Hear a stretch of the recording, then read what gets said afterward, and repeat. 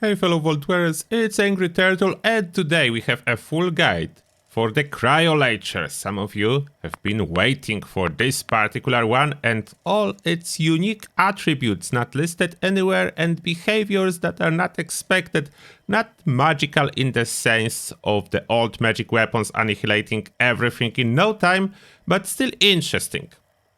Therefore, let's start step by step.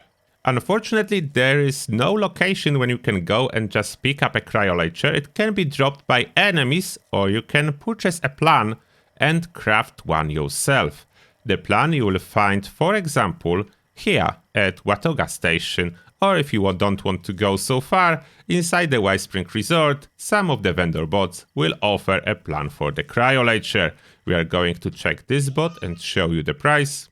Plan for the CRYOLATOR with quite high charisma is 1764 for me, can be slightly more for you. Therefore, not a cheap plan, but required if you really want to craft one.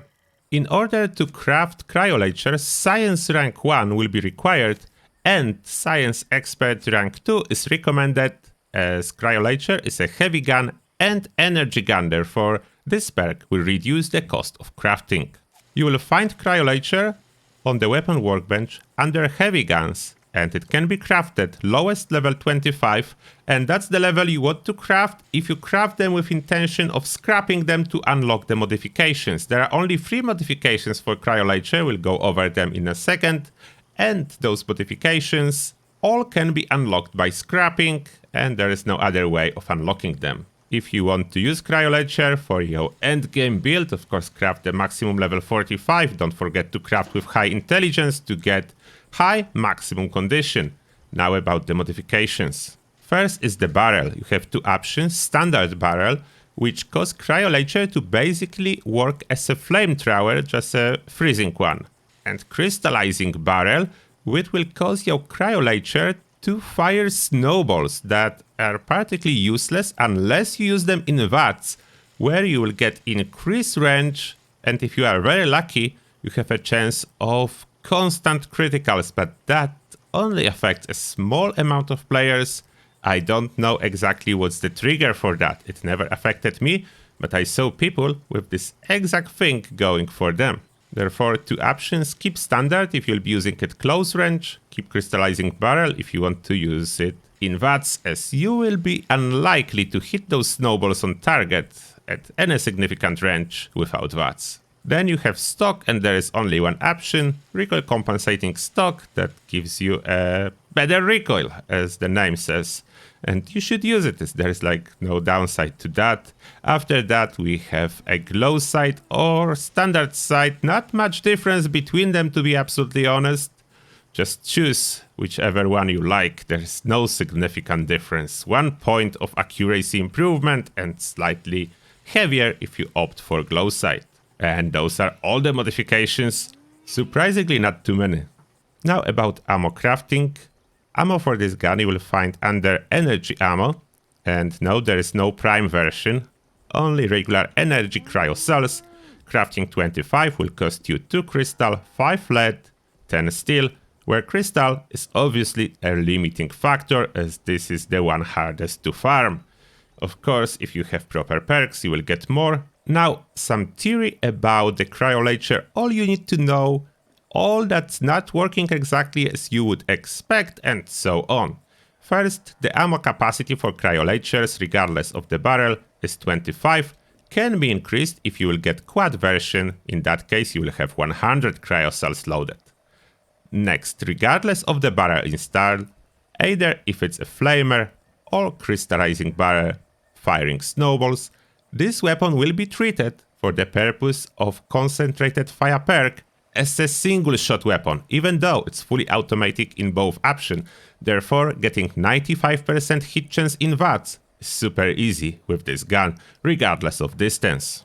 Next, in case you are using it for VATS and you have a crystallizing barrel, if you are a lucky one, you will have a chance that when you activate the crit, then start firing, the full series of shots will count as criticals, all criticals, but that's happening only for a small amount of people, I would bet it's related to lag on the server or something like that. It never happened to me, but I saw it in action. Therefore, if you are the lucky one, you will be able to annihilate bosses with CRYOLATOR equipped with crystallizing barrel. As you know, every critical can bypass the insane damage mitigation of bosses like Mr. Earl. Mr. Earl has 80% damage mitigation. Every critical shot totally bypasses this 80% damage mitigation. Normally, the damage on the CRYOLATOR, regardless of the barrel, it's not really high, but it can be boosted in couple ways. First, as CRYOLATOR is a silent weapon, you can use it with sneak build and covert operative to boost your sneak attacks even further. Therefore, that's an option to boost the damage. Of course, all the heavy gunner perks, bloody mess, critical savvy to get more criticals, all this stuff will work. And if you are super serious about using the CRYOLATOR, there is a magazine, Astonishingly Awesome Tales number 5, that boosts the CRYOLATOR damage by 25%. My bloodied CRYOLATOR in the Nerd Rage zone, 81 damage. Now I will boost it. Awesome Tales number 5. And you can see damage went up to 102. And that's another surprise. This magazine multiplicatively boosts the damage. Therefore, this 25% damage boost is really significant. And we can go even more serious by using Bubblehead Big Guns for extra 20% damage. Unfortunately, this one is additive with other damage multipliers, therefore total damage 108. What's really quite a lot if you are a lucky person who can get a series of criticals in one burst. Now we'll be talking more about legendary effects, what the best, how it works, while shooting some super mutants outside of Westek. And I already shoot this one a little bit, and now we continue. And what I want to show you, the concentrated fire. Look at this faraway super mutant. Every single shot with max out concentrated fire is a significant increase to my hit chance. And you can see how the snowballs are following the targets, and I can safely sneak. I'm sneaking all the time here. Without sneaking, if they are close, you can... without VATS, when they are close, you can still hit them. But it's way easier in VATS, as basically you target, you hold the spacebar for crits, and release a burst that will kill them. It's even more damage if you will be using the flamer barrel, but even with those snowballs, damage is quite significant, even if they are really far. And now I run out of my AP again, even though there is a reduced AP cost on this CRYOLATOR. For the best prefixes for damage, something like Blooded, especially after the next patch, will be amazing.